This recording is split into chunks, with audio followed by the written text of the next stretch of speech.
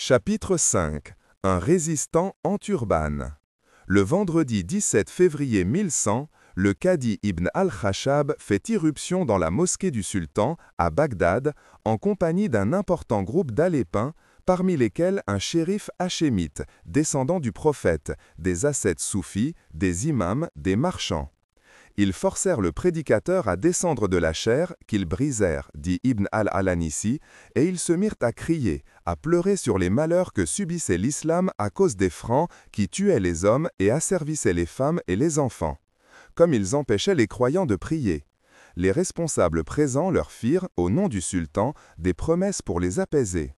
On enverrait des armées pour défendre l'islam contre les Francs et tous les infidèles. Mais ces bonnes paroles ne suffisent pas à calmer les révoltés. Le vendredi suivant, ils recommencent leur manifestation, cette fois à la mosquée du calife. Quand les gardes tentent de leur barrer la route, ils les renversent brutalement, brisent la chaire en bois, ornée d'arabesques et de versets coraniques, et profèrent des insultes à l'encontre du prince des croyants lui-même. Bagdad vit dans la plus grande confusion. Au même moment, relate le chroniqueur de Damas sur un ton faussement naïf, la princesse, sœur du sultan Mohammed et épouse du calife, arrivait à Bagdad venant d'Ispahan en un magnifique équipage, pierres précieuses, vêtements somptueux, harnachements et bêtes de trait de toutes sortes, serviteurs, esclaves des deux sexes suivantes et tant de choses qui défiaient l'estimation et le dénombrement. Son arrivée coïncida avec les scènes ci-dessous décrites. La joie et la sécurité de ce retour princier en furent troublées. Le calife al-Mustazir Billah s'en montra fort mécontent. Il voulut poursuivre les auteurs de l'incident pour leur infliger une sévère punition. Mais le sultan l'en empêcha, excusa l'action de ses gens et ordonna aux émirs et aux chefs militaires de retourner dans leur province pour se préparer au djihad contre les infidèles ennemis de Dieu. Si le bon al-Mustazir a été pris ainsi de colère, ce n'est pas seulement en raison du désagrément causé à sa jeune épouse, mais pour ce terrible slogan qui a été scandé à tue-tête dans les rues de sa capitale. Le roi des Roums est plus musulman que le prince des croyants, car il sait qu'il ne s'agit pas d'une accusation gratuite, mais que les manifestants, menés par Ibn al-Khashab, ont fait, par ces déclarations, allusion au message reçu quelques semaines auparavant par le diwan du calife. Il venait de l'empereur Alexis Comnène et demandait instamment aux musulmans de s'unir aux Roums pour lutter contre les Francs et les expulser de nos contrées. Paradoxalement, si le puissant maître de Constantinople et le petit cadi d'Alep effectuent d'un commun accord leur démarche à Bagdad, c'est qu'ils se sentent humiliés par le même Tancrède. Le grand émir franc a, en effet, éconduit avec insolence des ambassadeurs byzantins venus lui rappeler que les chevaliers d'Occident avaient fait le serment de remettre Antioche au Basileus et que, 13 ans après la chute de la ville, ils n'ont toujours pas tenu promesse. Quant aux Alépins, Tancrède leur a dernièrement imposé un traité particulièrement déshonorant, ils devront lui payer un tribut annuel de 20 000 dinars, lui livrer 2 importantes forteresses dans le voisinage immédiat de leur ville et lui offrir, en signe d'allégeance, leurs 10 plus beaux chevaux. Toujours aussi timoré, le roi Redouane n'a pas osé refuser. Mais depuis que les termes du traité sont connus, sa capitale est en effervescence. Aux heures critiques de leur histoire, les Alépins ont de tout temps coutume de se rassembler en petits groupes pour discuter avec animation des dangers qui les guettent. Les notables se réunissent souvent dans la grande mosquée, assis en tailleur sur les tapis rouges ou dans la cour, à l'ombre du minaret qui domine les maisons ocres de la ville. Les commerçants se retrouvent dans la journée le long de l'ancienne avenue à colonnades construite par les Romains et qui traverse Alep d'ouest en est, de la porte d'Antioche au quartier interdit de la citadelle où réside le ténébreux Redouane. Cette artère centrale est depuis longtemps fermée à la circulation des chars et des cortèges.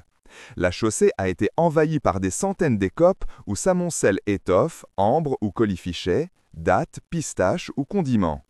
Pour abriter les passants du soleil et de la pluie, l'avenue et les ruelles avoisinantes sont entièrement couvertes d'un plafond de bois qui s'élève, au carrefour, en de hautes coupoles de stuc. Au coin des allées, notamment celles qui mènent au souk des fabricants de nattes, des forgerons et des marchands de bois de chauffage, les Alépins dévisent devant les nombreuses gargotes qui, dans une persistante odeur d'huile bouillante, de viande grillée et d'épices, proposent des repas à des prix modiques. Boulettes de mouton, beignets, lentilles. Les familles modestes achètent leurs plats préparés au souk. Seuls les riches se permettent de cuisiner chez eux. Non loin des gargotes s'entend le tintement caractéristique des vendeurs de charabes, ces boissons fraîches aux fruits concentrés que les franges emprunteront aux Arabes sous forme liquide, sirop ou glacé, sorbet. L'après-midi, les gens de toutes conditions se retrouvent au hammam, lieu de rencontre privilégié où l'on se purifie avant la prière du soleil couchant.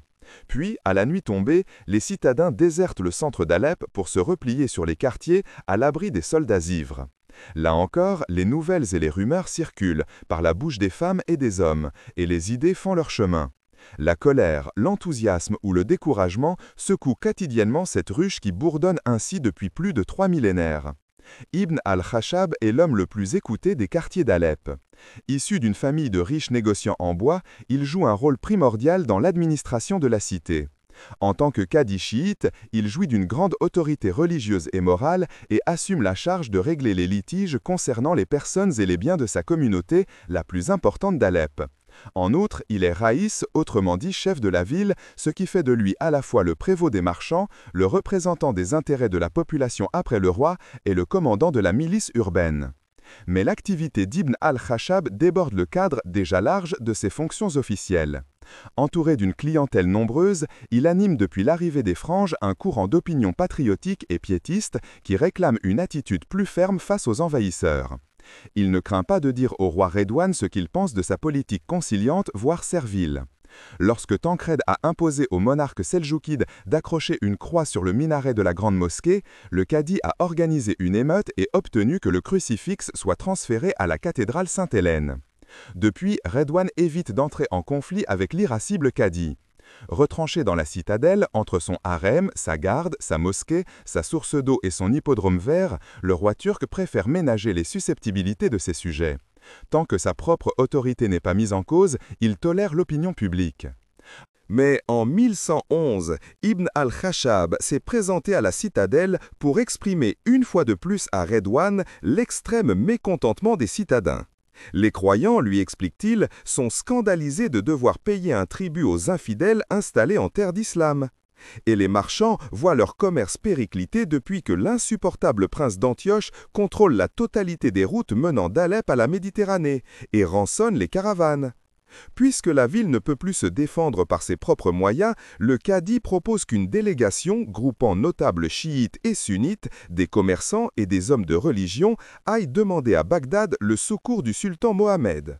Redouane n'a aucune envie de mêler son cousin seldjoukide aux affaires de son royaume. Il préfère encore s'arranger avec Tancrède. Mais vu l'inutilité des missions envoyées dans la capitale abbasside, il ne pense pas courir le moindre risque en accédant à la demande de ses sujets. Ce en quoi il se trompe, car, contre toute attente, les manifestations de février 1111 à Bagdad produisent l'effet recherché par Ibn al-Khashab. Le sultan, qui vient d'être informé de la chute de Saïda et du traité imposé aux Alépins, commence à s'inquiéter des ambitions des Francs. Accédant aux supplications d'Ibn al-Khashab, il ordonne au dernier en date des gouverneurs de Mossoul, l'émir Maoudoud, de marcher sans tarder à la tête d'une puissante armée et de secourir Alep. Quand, à son retour, Ibn al-Khashab informe Redouane du succès de sa mission, le roi, tout en priant pour qu'il n'en soit rien, feint de se réjouir. Il fait même savoir à son cousin sa hâte de participer au djihad à ses côtés. Mais au moment où on lui annonce en juillet que les troupes du sultan approchent réellement de sa ville, il ne cache plus son désarroi. Faisant barricader toutes les portes, il arrête Ibn al-Khashab et ses principaux partisans et les enferme dans la prison de la citadelle. Les soldats turcs sont chargés de quadriller jour et nuit les quartiers de la ville pour empêcher tout contact entre la population et l'ennemi. La suite des événements va justifier en partie sa volte-face. Privés du ravitaillement que le roi aurait dû leur procurer, les troupes du sultan se vengent en pillant sauvagement les environs d'Alep. Puis, à la suite de dissensions entre Maoudoud et les autres émirs, l'armée se désintègre sans qu'aucun combat soit livré. Maoudoud revient en Syrie 2 ans plus tard, chargé par le sultan de rassembler tous les princes musulmans, à l'exception de Redouane, contre les Francs. Alep lui étant interdite, c'est tout naturellement dans cette autre grande ville qu'est Damas qu'il installe son quartier général afin de préparer une offensive d'envergure contre le royaume de Jérusalem. Son hôte, l'Atabek Toktekin, fait mine d'être comblé par l'honneur que le délégué du sultan lui témoigne, mais il est tout aussi terrorisé que l'était Redouane. Il craint que Maoudoud ne cherche à s'emparer de sa capitale. Tout geste de l'émir est ressenti comme une menace pour l'avenir. Le 2 octobre 1113, nous dit le chroniqueur de Damas, l'émir Maoudout quitte son camp, situé près de la Porte de Fer, l'une des 8 entrées de la ville, pour se rendre comme chaque jour à la mosquée Omeyyade en compagnie de l'Atabek boiteux. Quand la prière fut terminée et que Maoudout eut fait quelques dévotions supplémentaires, ils s'en allèrent tous deux, Tochtekin marchant devant pour faire honneur à l'émir. Ils étaient entourés de soldats, de gardes et de miliciens portant toutes sortes d'armes. Les sabres affilés, les épées pointues, les cimetères et les poignards nus donnaient l'impression d'une broussaille épaisse. Tout autour d'eux, la foule se pressait pour admirer leur apparat et leur magnificence. Lorsqu'ils atteignirent la cour de la mosquée, un homme sortit de la foule et s'approcha de l'émir Maoudout comme pour prier Dieu en sa faveur et lui demander l'aumône. Soudain, il saisit la ceinture de son manteau et le frappa de son poignard par 2 fois au-dessus du nombril. L'Atabek Tochtekin fit quelques pas en arrière et ses compagnons l'entourèrent. Quant à Maoudout, très maître de lui, il marcha jusqu'à la porte nord de la mosquée puis s'écroula. On fit venir un chirurgien qui réussit à coudre une partie des blessures, mais l'émir mourut au bout de quelques heures, Dieu lui fasse miséricorde. Qui a tué le gouverneur de Mossoul à la veille de son offensive contre les Francs? Tochtekin s'empressa d'accuser Redouane et ses amis de la secte des assassins. Mais, pour la plupart des contemporains, seul le maître de Damas a pu armer le bras du tueur.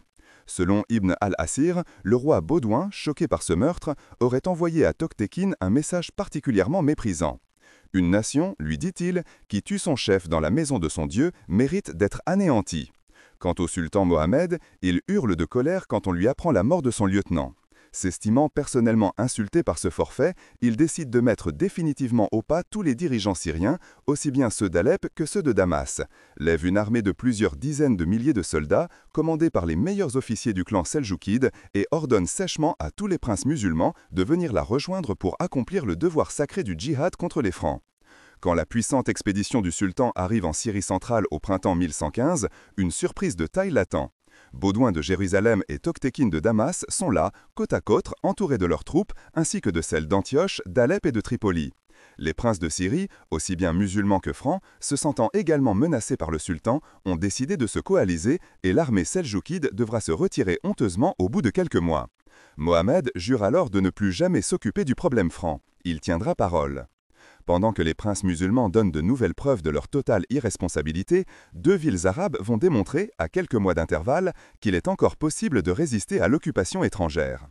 Après la reddition de Saïda en décembre 1110, les Francs sont maîtres de tout le littoral, le Sahel, du Sinaï jusqu'au pays du fils de l'Arménien, au nord d'Antioche. À l'exception toutefois de 2 enclaves côtières, Ascalon et Tyr. Encouragé par ces victoires successives, Baudouin se propose donc de régler leur sort sans tarder. La région d'Ascalon est réputée pour la culture de ces oignons rougeâtres, dits ascaloniens, un mot que les Francs déformeront en échalote. Mais son importance est surtout militaire, car elle constitue le point de rassemblement des troupes égyptiennes chaque fois qu'elles projettent une expédition contre le royaume de Jérusalem. Dès 1111, Baudouin vient parader avec son armée sous les murs de la ville. Le gouverneur fatimide d'Ascalon, Shams al-Khilafa, soleil du califat, plus enclin au commerce qu'à la guerre, constate Ibn al-Kalanissi, est immédiatement effrayé par la démonstration de force des Occidentaux. Sans esquisser un geste de résistance, il accepte de leur payer un tribut de 7000 dinars. La population palestinienne de la ville, qui se sent humiliée par cette capitulation inattendue, envoie des émissaires au Caire pour demander la destitution du gouverneur. L'apprenant, et craignant que le vizir Al-Afdal ne veuille le châtier pour sa lâcheté, Shams al-Khilafa tente d'éviter cela en expulsant les fonctionnaires égyptiens et en se plaçant carrément sous la protection des Franges. Baudouin lui dépêche 300 hommes qui prennent en main la citadelle d'Ascalon. Scandalisés, les habitants ne se découragent pas. Des réunions secrètes se tiennent dans les mosquées, on élabore des plans, jusqu'à ce jour de juillet 1111 où, alors que Shams al-Khilafa sort à cheval de sa résidence, un groupe de conjurés l'assaille, le criblant de coups de poignard. C'est le signal de la révolte. Des citadins armés, auxquels se sont joints des soldats berbères appartenant à la garde du gouverneur, se lancent à l'assaut de la citadelle. Les guerriers francs sont traqués dans les tours et le long des murailles. Aucun des 300 hommes de Baudouin ne parviendra à se sauver. Plus de 40 ans encore, la ville échappera à la domination des Franges. Afin de venger l'humiliation que les résistants d'Ascalon viennent de lui infliger, Baudouin se retourne contre Tyr, l'antique cité phénicienne d'où était parti, pour diffuser l'alphabet à travers la Méditerranée, le prince Cadmos, le propre frère d'Europe, qui allait donner son nom au continent des Franges. L'imposante muraille de Tyr rappelle encore sa glorieuse histoire. La ville est entourée de 3 côtés par la mer, seule une étroite corniche bâtie par Alexandre le Grand la relie à la terre ferme. Réputée imprenable, elle abrite en 1111 un grand nombre de réfugiés des territoires récemment occupés. Leur rôle dans la défense sera capital, comme le rapporte Ibn al-Kalanissi, dont le récit se fonde visiblement sur des renseignements de première main. Les Franges avaient élevé une tour mobile, à laquelle ils avaient fixé un bélier d'une redoutable efficacité. Les murs furent ébranlés, une partie des pierres vola en éclats, et les assiégés se trouvèrent au bord du désastre. C'est alors qu'un marin originaire de Tripoli, qui avait des connaissances en métallurgie et une expérience des choses de la guerre, entreprit de fabriquer des grappins de fer destinés à s'accrocher au bélier par la tête et par les côtés, au moyen de cordes que tenaient les défenseurs. Ceux-ci tiraient si vigoureusement que la tour de bois était déséquilibrée. À plusieurs reprises, les Franges durent briser leur propre bélier pour éviter que la tour ne s'écroule. Renouvelant leurs tentatives, les assaillants parviennent à pousser leur tour mobile à proximité de la muraille et des fortifications qu'ils recommencent à marteler avec un nouveau bélier de 60 coudées de longueur, dont la tête est constituée par une pièce de fonte pesant plus de 20 livres. Mais le marin tripolitain ne désarme pas. À l'aide de quelques poutres habilement installées, poursuit le chroniqueur de Damas, il fit monter des jarres pleines de saleté et d'immondices qu'on déversa sur les Franges. Étouffés par les odeurs qui se répandaient sur eux, ceux-ci n'arrivaient plus à manœuvrer leur bélier. Le marin prit alors des paniers à raisins et des couffins qu'il remplit d'huile, de bitume, de bois à brûler, de résine et d'écorce de roseau. Après y avoir mis le feu, il les balança au-dessus de la tour franque. Un incendie commença au sommet de celle-ci, et, comme les Franges s'affairaient pour l'éteindre avec du vinaigre et de l'eau, le Tripolitain s'empressa de lancer d'autres paniers pleins d'huile bouillante, pour aviver les flammes. Le feu embrasa tout le haut de la tour, gagna peu à peu tous les étages, se propageant dans le bois de l'ouvrage. Incapables de venir à bout de l'incendie, les assaillants finissent par évacuer la tour et par s'enfuir, ce dont les défenseurs profitent pour opérer une sortie et s'emparer d'une grande quantité d'armes abandonnées. Voyant cela, conclut triomphalement Ibn al-Kalanissi, les Franges perdirent courage et battirent en retraite après avoir mis le feu au baraquement qu'ils avaient édifié dans leur camp. On est le 10 avril 1112. Au bout de 133 jours de siège, la population de Tyr vient d'infliger aux Franges une défaite retentissante. Après les émeutes de Bagdad, l'insurrection d'Ascalon et la résistance de Tyr, un vent de révolte commence à souffler.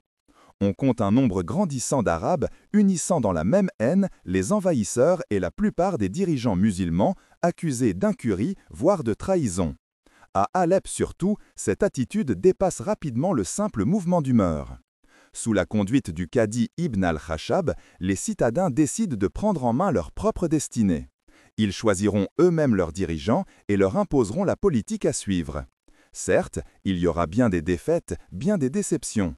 L'expansion des Franges n'est pas terminée et leur arrogance ne connaît pas de limite.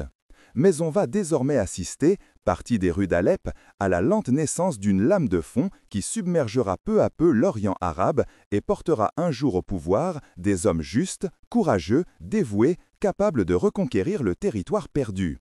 Avant d'en arriver là, Alep va traverser la période la plus erratique de sa longue histoire. Fin novembre 1113, Ibn al-Khashab apprend que Redouane est gravement malade dans son palais de la citadelle. Il rassemble ses amis et leur demande d'être prêts à intervenir. Le 10 décembre, le roi meurt.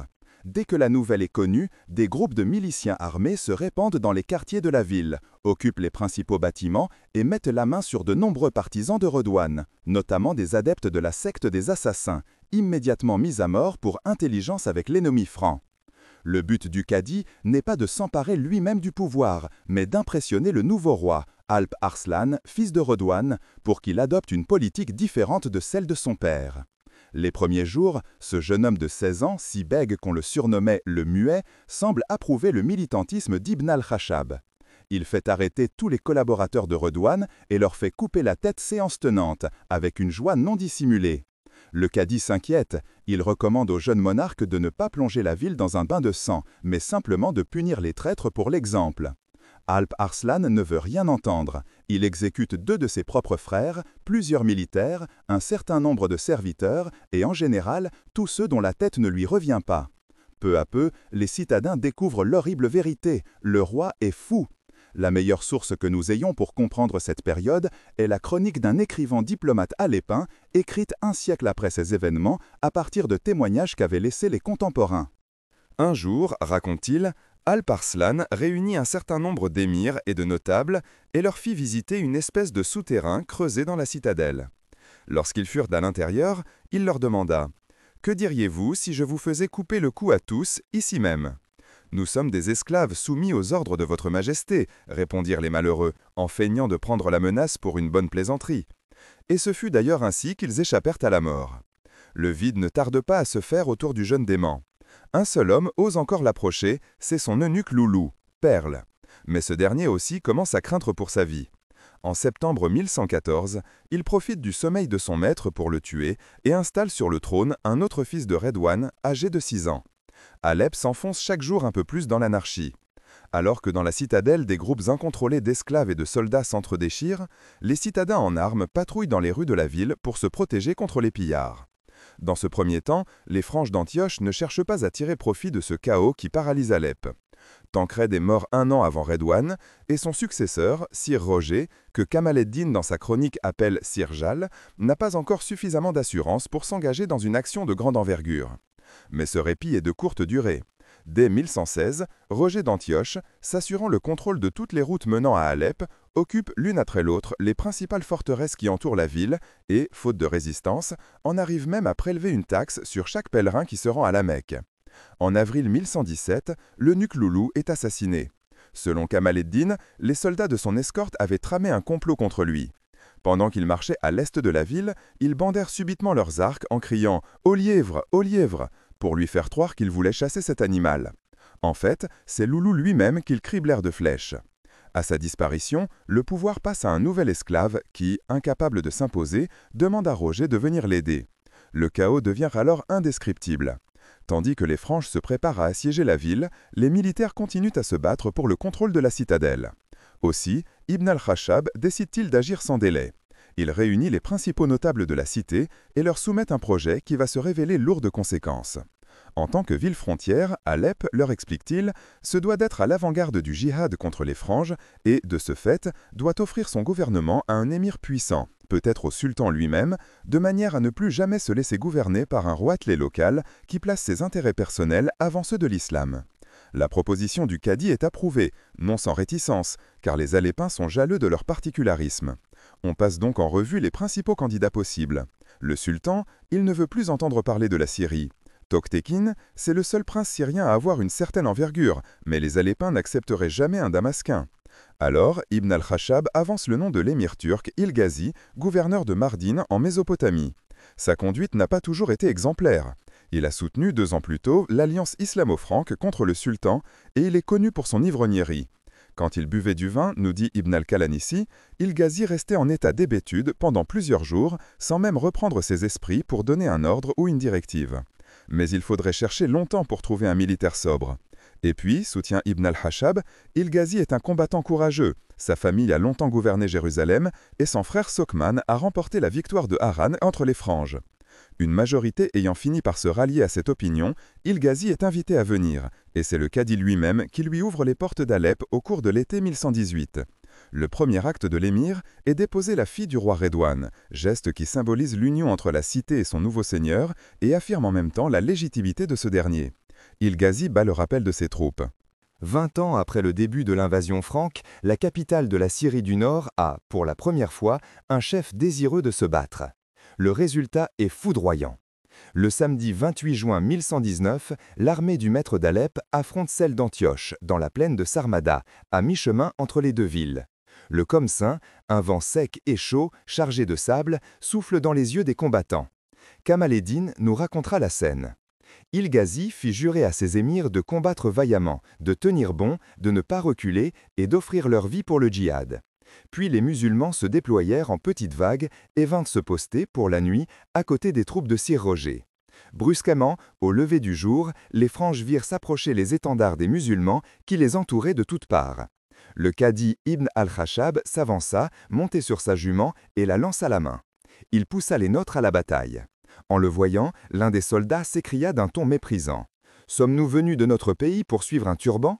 Mais le cadi marcha vers les troupes, parcourant leurs rangs, et leur adressa, pour exciter leur énergie et animer leur morale, une harangue si éloquente que les hommes pleuraient d'émotion et l'admirèrent grandement. Puis on chargea de tous les côtés à la fois. Les flashs volaient comme une nuée de sauterelles. L'armée d'Antioche est décimée. Sire Roger lui-même est retrouvé étendu parmi les cadavres, la tête fendue à haut, à la hauteur du nez. Le messager de la victoire atteignit Alep au moment où les musulmans, tous en rang, achevaient la prière de midi dans la grande mosquée. On entendit alors une grande clameur du côté de l'ouest, mais aucun combattant ne rentra en ville avant la prière de l'après-midi. Pendant des jours, Alep célèbre sa victoire. On chante, on boit, on égorge des moutons, on se bouscule pour contempler les étendards croisés, les aumes et les côtes de mailles ramenées par les troupes, ou pour voir décapiter un prisonnier pauvre, les riches étant échangés contre rançon. On écoute déclamer sur les places publiques des poèmes improvisés à la gloire d'Il-Ghazi. Après Dieu, c'est en toi que nous avons confiance. Les Alépins ont vécu depuis des années dans la terreur de Bohémond, de Tancrède, puis de Roger d'Antioche.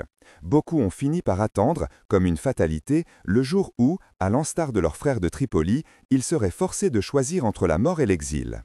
Avec la victoire de Sarmada, voilà qu'ils se sentent renaître à la vie. Dans tout le monde arabe, l'exploit d'Il-Ghazi soulève l'enthousiasme. Jamais triomphe pareil n'avait été accordé à l'islam dans les années passées, s'écrit Ibn al-Kalanissi. Ces propos excessifs trahissent l'extrême démoralisation qui régnait à la veille de la victoire d'Il-Ghazi. L'arrogance des Franges a en effet atteint les limites de l'absurde. Début mars 1118, le roi Baudouin, avec exactement 216 chevaliers et 400 fantassins, a entrepris d'envahir l'Égypte. À la tête de ses maigres troupes, il a traversé le Sinaï, occupé sans résistance la ville de Farama, arrivant jusqu'aux rives du Nil où il se baigne, précisera Moqueur Ibn al-Akhir. Il serait allé plus loin encore s'il n'était tombé soudainement malade. Rapatrié aussi vite que possible vers la Palestine, il mourra en chemin à El Arish au nord-est du Sinaï. Malgré le décès de Baudouin, Al-Afdal ne se remettra jamais de cette nouvelle humiliation. Perdant rapidement le contrôle de la situation, il sera assassiné 3 ans plus tard dans une rue du Caire. Quant au roi des Franges, il sera remplacé par son cousin, Baudouin II d'Édesse. Venant peu après ce raid spectaculaire à travers le Sinaï, la victoire de Sarmada apparaît comme une revanche et, pour quelques optimistes, comme le début de la reconquête. On s'attend à voir Il-Ghazi marcher sans délai sur Antioche, qui n'a plus ni prince ni armée. Les Franges se préparent d'ailleurs à soutenir un siège. Leur première décision est de désarmer les chrétiens syriens, arméniens et grecs résidant dans la ville et de leur interdire de quitter leur maison, car ils craignent de les voir s'allier aux Alépins.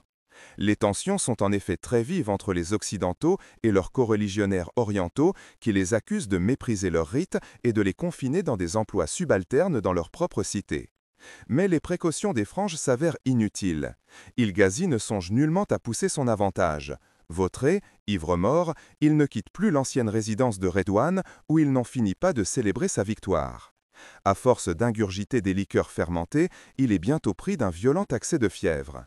Il ne sera guéri que 20 jours plus tard, juste à temps pour apprendre que l'armée de Jérusalem, commandée par le nouveau roi Baudouin II, vient d'arriver à Antioche. Miné par l'alcool, Il-Ghazi s'éteindra 3 ans plus tard sans avoir su exploiter son succès. Les Alépins lui sauront gré d'avoir écarté de leur ville le danger franc, mais ils ne seront en aucun cas affligés de sa disparition, car leur regard se tourne déjà vers son successeur, un homme exceptionnel dont le nom est sur toutes les lèvres, Balak. Il est le propre neveu d'Il-Ghazi, mais c'est un homme d'une toute autre trempe. En quelques mois, il va devenir le héros adoré du monde arabe, dont les exploits seront célébrés dans les mosquées et sur les places publiques. En septembre 1122, Balak réussit par un brillant coup de main à s'emparer de Josselin, qui a remplacé Baudouin II comme comte d'Édesse. Selon Ibn al-Athir, il l'enveloppa d'une peau de chameau qu'il fit coudre, puis, refusant toutes les offres de rançon, il l'enferma dans une forteresse. Après la disparition de Roger d'Antioche, voilà donc un second État franc privé de son chef. Le roi de Jérusalem, inquiet, décide de venir lui-même dans le nord. Des chevaliers d'Édesse l'emmènent visiter le lieu où Josselin a été pris, une zone marécageuse au bord de l'Euphrate. Baudouin II fait un petit tour de reconnaissance, puis ordonne de dresser les tentes pour la nuit. Le lendemain, il se lève de bonne heure pour se livrer à son sport favori, emprunté aux princes orientaux, la chasse aux faucons, quand, subitement, Balak et ses hommes, qui s'étaient approchés sans bruit, cernent le camp. Le roi de Jérusalem jette les armes. À son tour, il est emmené en captivité.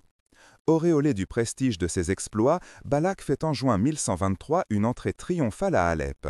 Répétant le geste d'Il-Ghazi, il commence par épouser la fille de Redouane, puis entreprend, sans perdre un moment et sans subir un seul revers, la reconquête systématique des possessions franques autour de la ville. L'habileté militaire de cet émir turc de 40 ans, son esprit de décision, son refus de tout compromis avec les franges, sa sobriété ainsi que son palmarès de victoires successives tranchent avec la médiocrité déconcertante des autres princes musulmans. Une ville, en particulier, voit en lui son sauveur providentiel, Tyr, que les franges assiègent à nouveau malgré la capture de leur roi. La situation des défenseurs s'avère beaucoup plus délicate qu'elle ne l'était lors de leur résistance victorieuse 12 ans plus tôt, car les Occidentaux assurent cette fois le contrôle de la mer. Une imposante escadre vénitienne comptant plus de 120 vaisseaux est apparue en effet au printemps 1123 au large des côtes palestiniennes.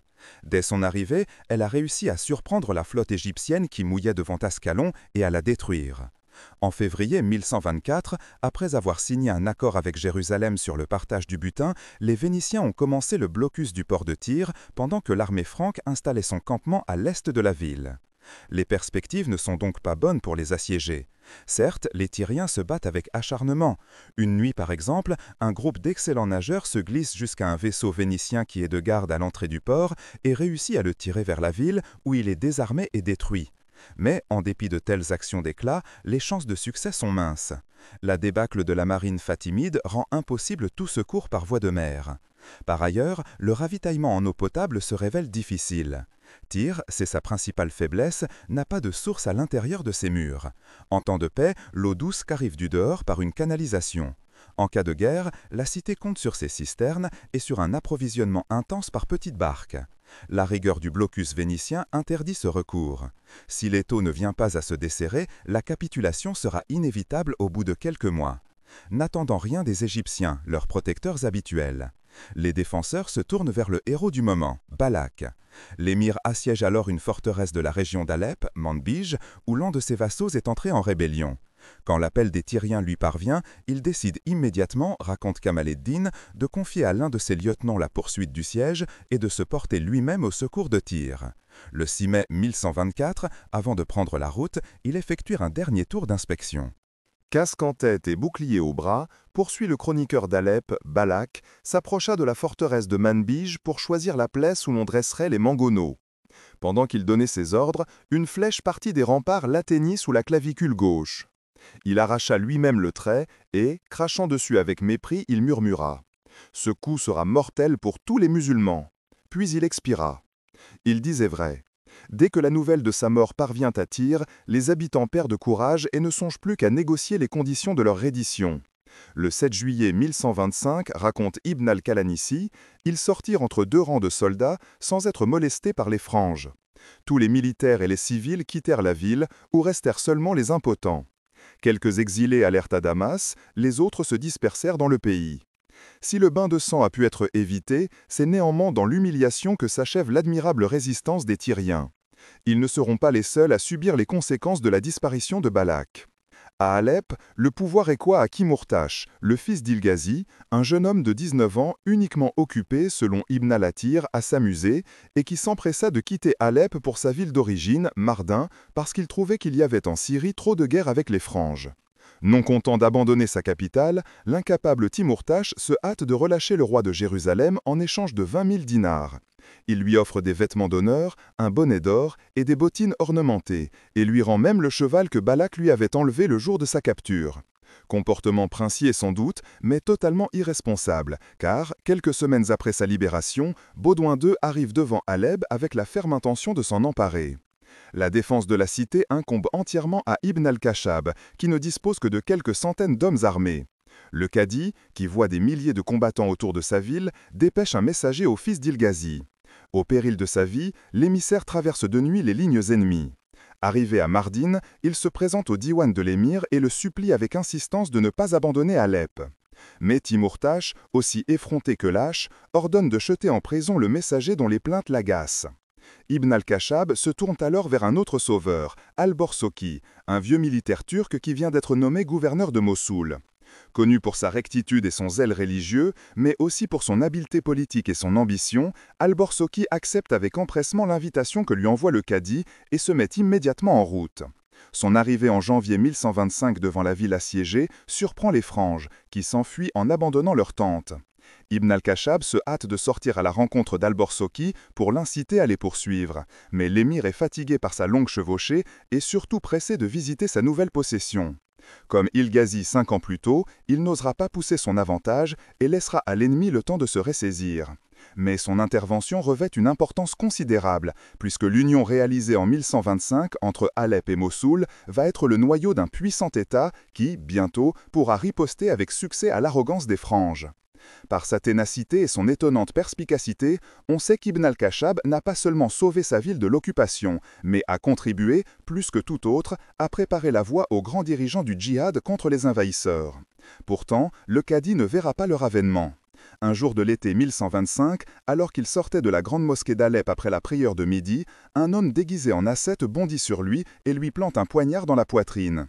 C'est la vengeance des assassins. Ibn al-Khashab avait été l'adversaire le plus acharné de la secte. Il avait répandu à flot le sang de ses adeptes et ne s'en était jamais repenti. Il ne pouvait donc ignorer qu'un jour ou l'autre il le paierait de sa vie. Depuis un tiers de siècle, aucun ennemi des assassins n'avait réussi à leur échapper. C'est un homme de vaste culture, sensible à la poésie, esprit curieux au fait des derniers progrès des sciences, qui avait créé en 1090 cette secte, la plus redoutable de tous les temps. Hassan as-Sabah était né vers 1048 dans la ville de Rey, tout près de l'endroit où sera fondé quelques dizaines d'années plus tard le bourg de Téhéran. A-t-il été, comme le veut la légende, l'inséparable compagnon de jeunesse du poète Omar al-Khayyam, passionné lui aussi de mathématiques et d'astronomie? On ne le sait pas au juste. On connaît en revanche avec précision les circonstances qui ont amené cet homme brillant à consacrer sa vie à l'organisation de sa secte. À la naissance de Hassan, la doctrine chiite à laquelle il adhère était dominante en Asie musulmane. La Syrie appartenait aux Fatimides d'Égypte, et une autre dynastie chiite, celle des Bouéides, contrôlait la Perse et dictait sa loi au calife abbasside en plein cœur de Bagdad. Mais, durant la jeunesse de Hassan, la situation s'est entièrement renversée. Les Seljoukides, défenseurs de l'orthodoxie sunnite, se sont emparés de toute la région. Le chiisme, naguère triomphant, n'est plus alors qu'une doctrine à peine tolérée et souvent persécutée. Hassan, qui évolue dans un milieu de religieux persans, s'insurge contre cette situation. Vers 1071, il décide d'aller s'installer en Égypte, dernier bastion du chiisme. Mais ce qu'il découvre au pays du Nil n'est guère réjouissant. Le vieux calife fatimide al-Mustansir est encore plus fantoche que son rival abbasside. Il n'ose plus sortir de son palais sans l'autorisation de son vizir arménien Badr el-Jamali, père et prédécesseur d'Al-Aftal. Hassan trouve au cœur beaucoup d'intégristes religieux qui partagent ses appréhensions et souhaitent, comme lui, réformer le califat chiite et se venger des Seljoukides. Bientôt, un véritable mouvement prend forme, ayant pour chef Nivar, le fils aîné du calife. Aussi pieux que courageux, l'héritier fatimide n'a aucune envie de s'adonner au plaisir de la cour, ni de jouer le rôle d'une marionnette entre les mains d'un vizir. À la mort de son vieux père, qui ne saurait tarder, il devrait prendre la succession et, avec le concours de Hassan et de ses amis, assurer aux chiites un nouvel âge d'or. Un plan minutieux est mis au point, dont Hassan est le principal artisan. Le militant perse ira s'installer au cœur de l'empire seljoukide pour préparer le terrain à la reconquête que Nizar ne manquera pas d'entreprendre à son avènement. Hassan réussit au-delà de toute espérance, mais avec des méthodes bien différentes de celles imaginées par le vertueux Nizar. En 1090, il s'empare par surprise de la forteresse d'Alamout, ce nid d'aigle situé dans la chaîne de l'Elbrouz, près de la mer Caspienne, dans une zone pratiquement inaccessible. Disposant ainsi d'un sanctuaire inviolable, Hassan commence à mettre sur pied une organisation politico-religieuse dont l'efficacité et l'esprit de discipline resteront inégalés dans l'histoire. Les adeptes sont classés selon leur niveau d'instruction, de fiabilité et de courage, des novices aux grands maîtres. Ils suivent des cours intensifs d'endoctrinement ainsi qu'un entraînement physique. L'arme préférée de Hassan pour terrifier ses ennemis est le meurtre. Les membres de la secte sont envoyés individuellement ou, plus rarement, en petites équipes de 2 ou 3 avec, pour mission, de tuer une personnalité choisie. Ils se déguisent généralement en marchands ou en ascètes, circulent dans la ville où doit être perpétré le crime, se familiarisent avec les lieux et les habitudes de leurs victimes, puis, une fois leur plan mis au point, ils frappent. Mais si les préparatifs se déroulent dans le plus grand secret, l'exécution doit nécessairement se passer en public devant la foule la plus nombreuse possible. C'est pourquoi le lieu est la mosquée et le jour préféré le vendredi, généralement à midi. Pour Hassan, le meurtre n'est pas un simple moyen de se débarrasser d'un adversaire. C'est avant tout une double leçon à donner en public, celle du châtiment de la personne tuée et celle du sacrifice héroïque de l'adepte exécuteur, appelé fedaï, c'est-à-dire commando suicide, parce qu'il est presque toujours abattu sur le champ.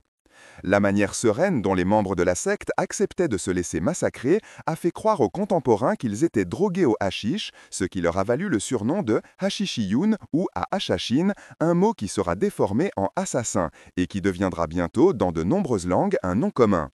L'hypothèse est plausible, mais pour tout ce qui touche à la secte, il est difficile de distinguer réalité et légende.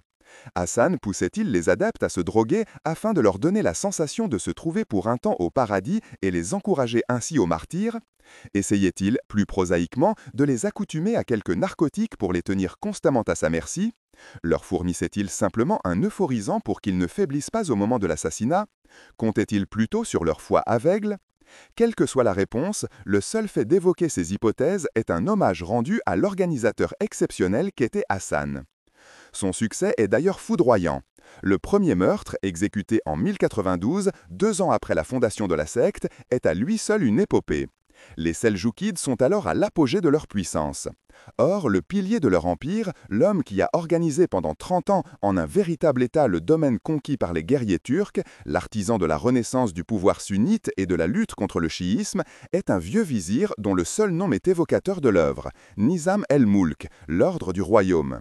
Le 14 octobre 1092, un adepte de Hassan le transperce d'un coup de poignard.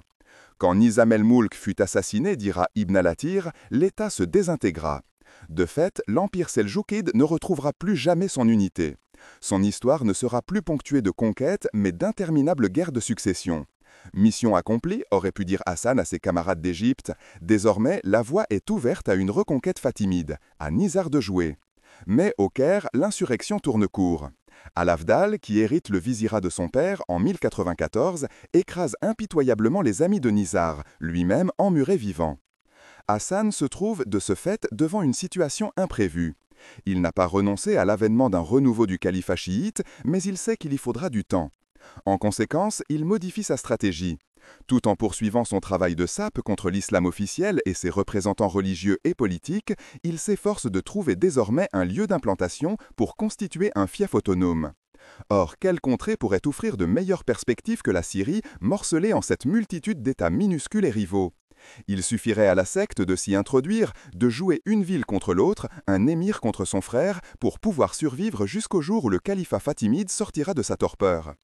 Hassan dépêche en Syrie un prédicateur perse, énigmatique médecin astrologue, qui s'installe à Alep et parvient à gagner la confiance de Redouane. Les adeptes commencent à affluer vers la ville, à prêcher leur doctrine, à constituer des cellules. Pour conserver l'amitié du roi seljoukide, il ne répugne pas à lui rendre de menus services, notamment à assassiner un certain nombre de ses adversaires politiques. À la mort du médecin astrologue, en 1103, la secte délègue immédiatement auprès de Redouane un nouveau conseiller perse, Abou Taher, l'orfèvre. Très vite, son influence devient plus écrasante encore que celle de son prédécesseur.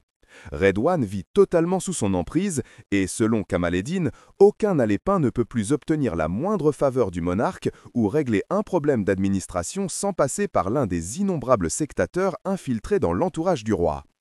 Mais, en raison même de leur puissance, les assassins sont détestés. Ibn al-Khashab, en particulier, réclame sans arrêt que l'on mette fin à leurs activités. Il leur reproche non seulement leur trafic d'influence, mais aussi et surtout la sympathie qu'ils manifestent à l'égard des envahisseurs occidentaux. Pour paradoxale qu'elle soit, cette accusation n'en est pas moins justifiée. À l'arrivée des Franges, les assassins qui commencent à peine à s'implanter en Syrie sont appelés les Batini, ceux qui adhèrent à une croyance différente de celle qu'ils professent en public. Une appellation qui laisse entendre que les adeptes ne sont musulmans qu'en apparence. Les chiites, tels Ibn al-Khashab, n'ont aucune sympathie pour les disciples de Hassan, en raison de sa rupture avec le califat fatimide qui demeure, malgré son affaiblissement, le protecteur attitré des chiites du monde arabe.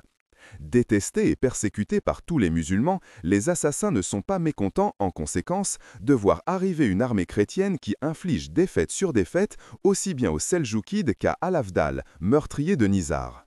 Il ne fait aucun doute que l'attitude exagérément conciliante de Redouane à l'égard des Occidentaux était due, en bonne partie, au conseil des Batini.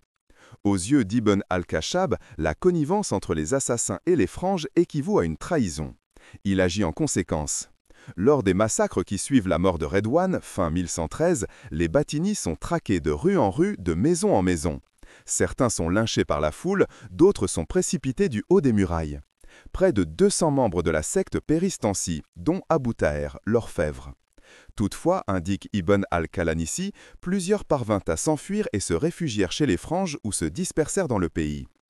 Ibn al-Khashab a eu beau arracher aux assassins leur principal bastion en Syrie, leur étonnante carrière n'en est encore qu'à ses débuts. Tirant les leçons de son échec, la secte change de tactique. Le nouvel envoyé de Hassan en Syrie, un propagandiste perse du nom de Bahram, décide de suspendre provisoirement toute action spectaculaire et de revenir à un travail minutieux et discret d'organisation et d'infiltration. Bahram, raconte le chroniqueur de Damas, vivait dans le plus grand secret et la plus grande retraite, changeait d'accoutrement et de vêtements, si bien qu'il circulait dans les villes et les places fortes sans que personne soupçonne son identité. Au bout de quelques années, il dispose d'un réseau suffisamment puissant pour songer à sortir de la clandestinité. Bien à propos, il trouve un excellent protecteur en remplacement de Redouane. Un jour, dit Ibn al-Olanissi, Bahram arriva à Damas, où l'Atabek Toktekin le reçut très bien, par précaution contre sa malfaisance et celle de sa bande. On lui témoigna des égards et on lui assura une vigilante protection. Le second personnage de la métropole syrienne, le vizir Tahir al-Mazdagani, s'entendit avec Bahram, bien qu'il n'appartient pas à sa secte, et l'aida à jeter de tous côtés les lacets de sa malfaisance. De fait, en dépit du décès de Hassan as-Sabah dans son repère d'Alamout en 1124, l'activité des assassins connaît une forte recrudescence. Le meurtre d'Ibn al-Khashab n'est pas un acte isolé. Un an plus tôt, un autre résistant enturbané de la première heure tombait sous leur coup. Tous les chroniqueurs relatent son assassinat avec solennité, car l'homme qui avait conduit en août 1099 la première manifestation de colère contre l'invasion franque était devenu depuis l'une des plus hautes autorités religieuses du monde musulman. On annonça de l'Irak que le cadi des cadis de Bagdad, splendeur de l'islam, Abu Saad al-Harawi, avait été attaqué par des Batini dans la grande mosquée de Hamadan. Ils le tuèrent à coups de poignard, puis ils s'enfuirent sur le champ sans laisser d'indices ou de traces et sans que personne les poursuivît, tant on avait peur d'eux. Le crime provoqua une vive indignation à Damas, où Al-Harawi a vécu de longues années. Dans les milieux religieux surtout, l'activité des assassins suscita une hostilité croissante. Les meilleurs parmi les croyants avaient le cœur serré, mais ils s'abstenaient de parler car les Batini avaient commencé à tuer ceux qui leur résistaient et à soutenir ceux qui les approuvaient dans leurs égarements. Personne n'osait plus les blâmer en public, ni émir, ni vizir, ni sultan. Cette terreur est justifiée. Le 26 novembre 1126, al-Borsoki, le puissant maître d'Alep et de Mossoul, subit à son tour la terrible vengeance des assassins. Et pourtant, s'étonne Ibn al-Olanissi, l'émir se tenait sur ses gardes. Il portait une cotte de maille où ne pouvait pénétrer la pointe du sabre ni la lame du poignard, et s'entourait de soldats armés jusqu'aux dents. Mais le destin qui s'accomplit ne peut être évité. Al-Borsoki s'était rendu comme d'habitude à la grande mosquée de Mossoul pour remplir son obligation du vendredi. Les scélérats étaient là, vêtus à la manière des soufis, en train de prier dans un coin sans éveiller les soupçons. Soudain, ils bondirent sur lui et lui assénèrent plusieurs coups sans parvenir à transpercer sa cotte de maille. Quand les Batini virent que les poignards n'avaient pas pris sur l'émir, l'un d'eux cria « Frappez en haut, à la tête !» De leur coup, ils l'atteignirent à la gorge et le lardèrent de blessures. Al-Borsoki mourut en martyr et ses meurtriers furent mis à mort. Jamais la menace des assassins n'a été aussi sérieuse. Il ne s'agit plus d'une simple entreprise de harcèlement, mais d'une véritable lèpre qui ronge le monde arabe à un moment où il a besoin de toute son énergie pour faire face à l'occupation franque. D'ailleurs, la série noire continue. Quelques mois après la disparition d'Al-Borsoki, son fils, qui vient de lui succéder, est assassiné à son tour. À Alep. 4 émirs rivaux se disputent alors le pouvoir, et Ibn al-Khatchab n'est plus là pour maintenir un minimum de cohésion. En automne 1127, tandis que la ville sombre dans l'anarchie, les franges réapparaissent sous ses murs. Antioche a un nouveau prince, le jeune fils du grand Bohémond, un géant blond de 18 ans qui vient d'arriver de son pays pour prendre possession de l'héritage familial. Il a le prénom de son père et surtout son caractère impétueux. Les Alépins s'empressent de mépayer tribut et les plus défaitistes voient déjà en lui le futur conquérant de leur cité. À Damas, la situation n'est pas moins dramatique. L'Atabek toctéquin, vieillissant et malade, n'exerce plus aucun contrôle sur les assassins. Ils ont leur propre milice armée, l'administration est entre leurs mains, et le vizir Al-Mazdagani, qui leur est dévoué corps et âme, entretient des contacts étroits avec Jérusalem. De son côté, Baudouin II ne cache plus son intention de couronner sa carrière par la prise de la métropole syrienne. Il semble que seule la présence du vieux toctéquin empêche encore les assassins de livrer la ville aux franges. Mais le sursis sera court. Début 1128, Potabek maigrit à vue d'œil et n'arrive plus à se lever. À son chevet, les intrigues vont bon train. Après avoir désigné son fils Bourri pour successeur, il s'éteint le 12 février. Les Damascains sont désormais convaincus que la chute de leur ville n'est plus qu'une question de temps. En évoquant un siècle plus tard cette période critique de l'histoire arabe, Ibn al-Athir écrira à juste titre « Avec la mort de Toctéquin, disparaissait le dernier homme capable de faire face aux franges. Ceux-ci semblaient alors en mesure d'occuper la Syrie tout entière. Mais Dieu, dans son infinie bonté, eut pitié des musulmans. »